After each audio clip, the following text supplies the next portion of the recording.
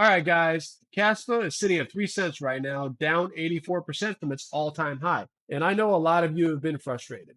Trust me, I get it. But here's the thing. On June 30th, the Toccata hard fork just went live, and I actually think most people have no idea what just happened because Kaspa just became a completely different project. Smart contracts, ZK proofs, native tokens, all of it backed into a proof of work chain that's already doing 10 blocks per second.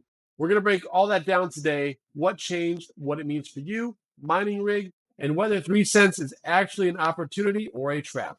Let's get into it. Okay, real quick, for anyone new here, let me give you the 60-second Kaspa rundown.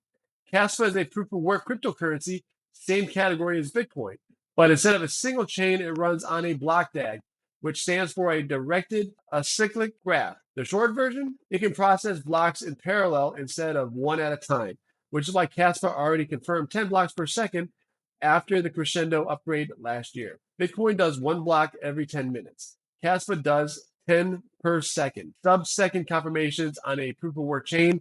Nobody else is doing that. The other thing that makes Kaspa interesting is the fair launch.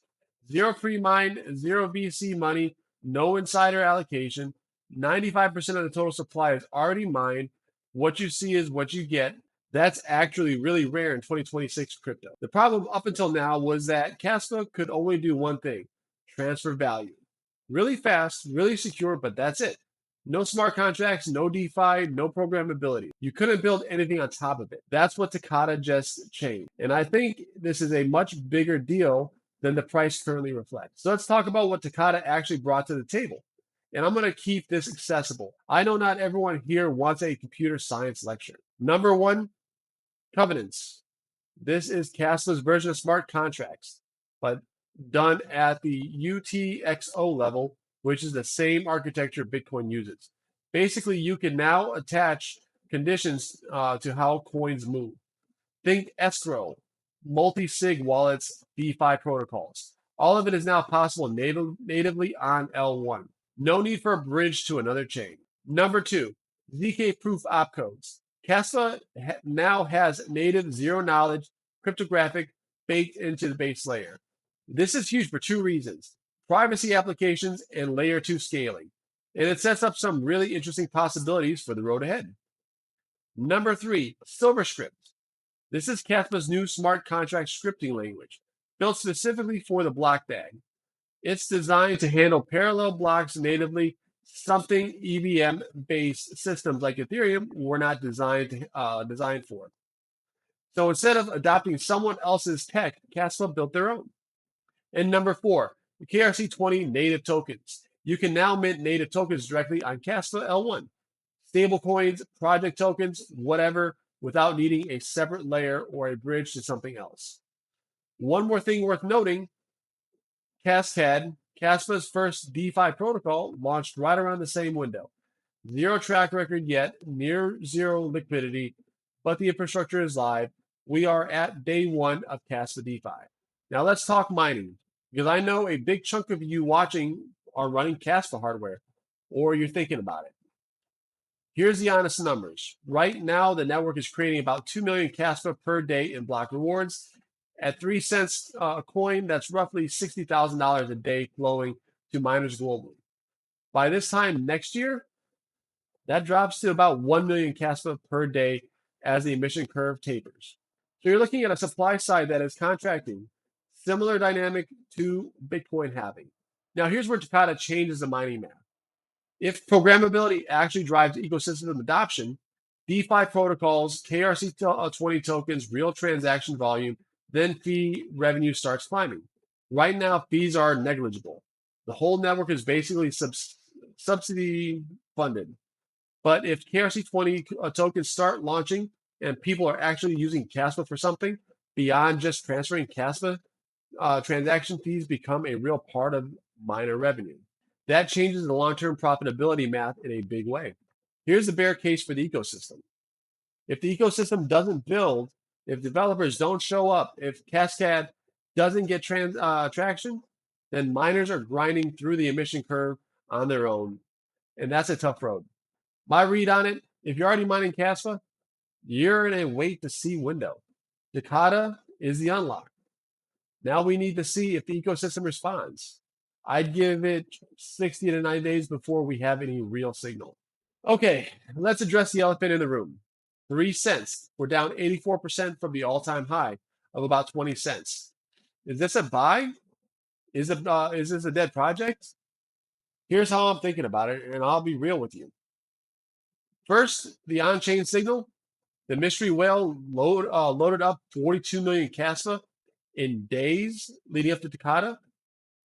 Cast pairs on Bybit just hit the top daily gainers list. The hard fork going live pumped the price roughly 11% within 24 hours of activation. There's clearly people paying attention and positioning. But here's the honest thing, and I say this as someone who follows this space closely, tech upgrades do not automatically equal price catalysts. We've seen this 100 times in crypto. Upgrade goes live, community hype is up, and then for 3 to 6 months, nothing. Because price follows adoption, and adoption takes time to build. So what's the actual upside case? It's not Toccata alone, it's what Toccata unlocks over the next 6 to 12 months. More importantly, and this is the thing I'm actually more excited about, DAG Knight is coming in Q3 2026. That's the next upgrade on the roadmap. They're targeting 100 blocks per second and a 49% Byzantine fault tolerance. For context, Ethereum's consensus runs at 33% BFT. DAG Knight at 49% on a POW chain would be genuinely unprecedented. That's the upgrade that really could change the conversation. So my honest take, the tech is real, the roadmap is exciting, and 3 cents is a very different risk profile than 20 cents. But I'm not here to tell you when to buy. Do your own research, as always, not financial advice. Hey, quick pause. If this is helpful, smash the like button and subscribe. It seriously helps more people find the channel. If you want to grab some cash or any other crypto, I got links down below for Coinbase and other stuff. You get a $20 Bitcoin sign-up bonus if you use my Coinbase link. SamUcrypto.com, you'll get CRO. Links down in the description. If you guys are looking for Kaspa miners, check out the links I got down below. I got some mine shop, Jingle mining, stuff like that. You can go ahead and save yourself a couple bucks on this stuff as well. All right, let's keep on going. All right, so here's my personal take.